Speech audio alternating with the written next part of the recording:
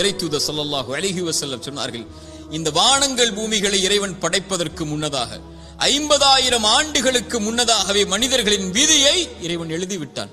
எவ்வளவு நாள் இவன் வாழ்வான், எவ்வளவு நாளில் மரணிப்பான், எதை பெறுவான், எதை இழப்பான், இவனுடைய வாழ்வாதாரம் என்ன, இவனுடைய சொத்து என்ன, இவனுடைய நஷ்டம் என்ன, இவனுடைய உறவு என்ன, இவன் பிரிவது என்ன, எல்லாம் எழுதப்பட்டு விட்டது. வானங்கள் பூமி படைப்பதற்கு 50,000 ஆண்டுகளுக்கு முன்னதாகவே தாயுடைய கருவறையில் அவன் இருக்கும் போதே மீண்டும் அதை உறுதிப்படுத்தினான். இறைத்தூதர் ஸல்லல்லாஹு அலைஹி வஸல்லம் சொன்னார்கள், நல்லா கேட்டுக்கோங்க, உள்ளத்தை தட்டி இந்த ஹதீஸை அந்த உள்ளத்துக்கு சொல்லிக் கொடுங்க. எந்த ஒரு உயிரும் இந்த உலகத்தில் இருந்து மரணிக்காது அதனுடைய வாழ்வாதாரத்தை முழுமையாக்காமல்.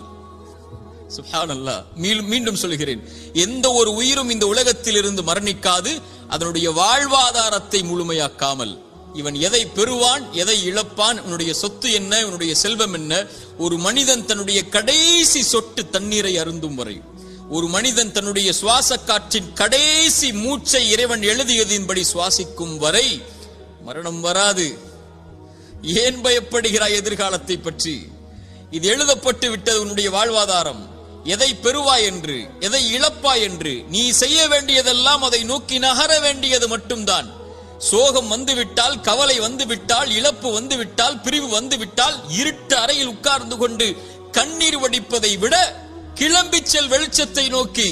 உனக்கு பெற இருக்கின்ற அதிசயங்கள் ஏராளம் உன்னுடைய எதிர்காலத்தில்.